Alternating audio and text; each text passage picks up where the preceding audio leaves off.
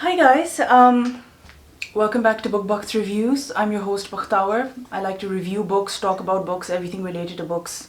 It's the only thing I'm interested in life. That got dark. Anyway, so we're doing a haul video today. I've done one before, I think.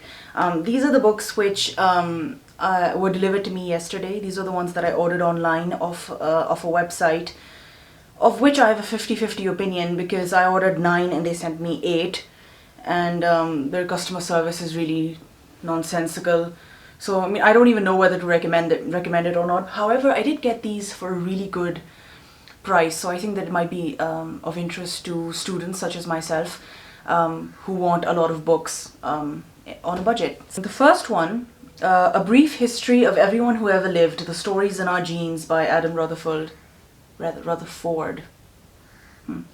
He's a British geneticist who wrote this book, and I think one second, let me lay these down, they're very heavy. So yeah, he's a British geneticist. He's done a lot of research on, sort of the things that are in our genes, the need for conflict or love or civilization. I don't know, I haven't read this yet.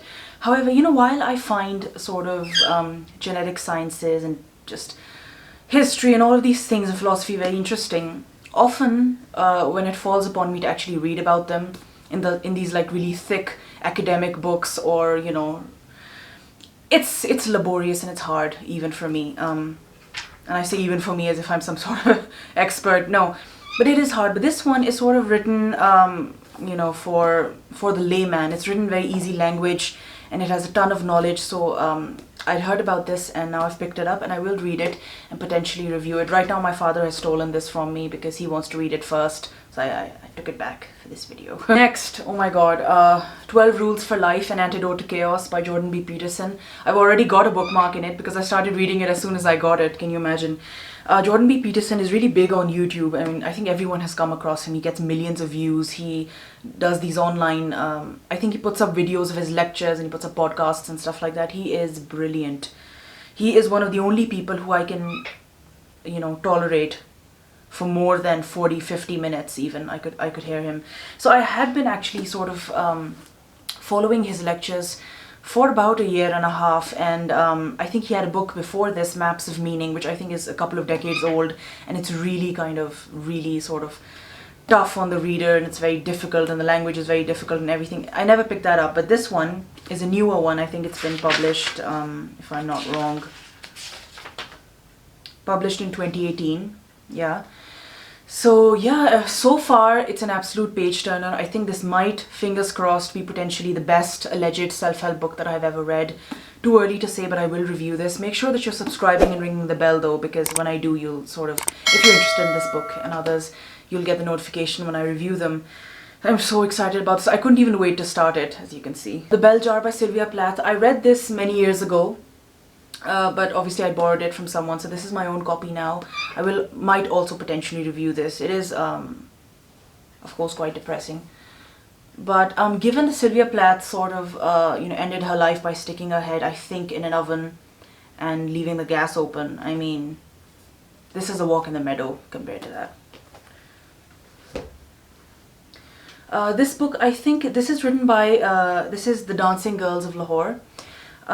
This is written by a woman who I think, now I'm not sure because obviously I've not read it yet, I think it's written by someone, it's written by a sociologist who actually spent time with these women, sort of lived in their surroundings for a considerable period of time, taking notes and everything, and then she's written this book. So I don't know, I'm always interested in this. I'm always interested in people that, get ignored, or people that have all of these interesting rich stories and, you never really hear about them. So I am going to read this. And the next is Bitter Fruit, the Very Best of Saadat Hasan Manto. This is an English translation.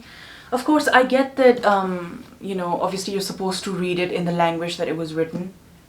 And I have, on occasion, read it in Urdu, some of his stories in Urdu also. But I just wanted to check out this particular translation because I'd heard really good things about it. And when you see a lot of really world-changing novels and stories, think Tolstoy or Gabriel Garcia Marquez, or Clarice Lispector or something. I mean, they're all translated works, so it's not like we're learning Russian or Spanish. However, Urdu is of course my own language, so it has been easy for me to read it in Urdu as well as English. But I enjoy translated works as well a great deal. So the other one, The World Without Us by Mirelle Duchau. I hope I'm pronouncing that right. This is it's about someone. It's about a family basically who lives near a commune. They lose a child, and then it's about how the story develops. And I think it revolves a great deal around bees and how important it is to protect their habitat and what effect, you know, the world would potentially go through if bees went like extinct or something. People like bees a lot. This reminds me a little bit of the novel that I really liked that I read a few years ago, The Secret Life of Bees. Bees. We have The Summer of Impossible Things by Rowan Coleman. Again, I'd heard good things about this.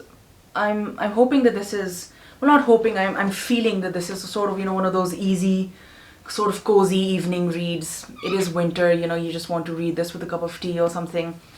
You know, obviously the language is simple, the font is big. That's the life that we want. I could be wrong about that one. I think that it might be about loss or something. It's about someone dying.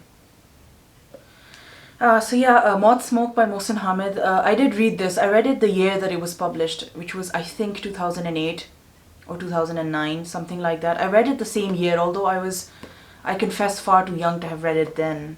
I mean, I don't, anyway, but I wanted to reread it. I'd had a hankering, and I used to have it, but someone borrowed it off me, never returned it. So I ordered it again, and I'm going to give it another read. I might also review it. So yeah, stay tuned for that. So yeah, this was a small book haul that I treated myself to. So yeah, I hope you enjoyed this haul video. If you like this sort of content, please consider subscribing, and I'll see you next time.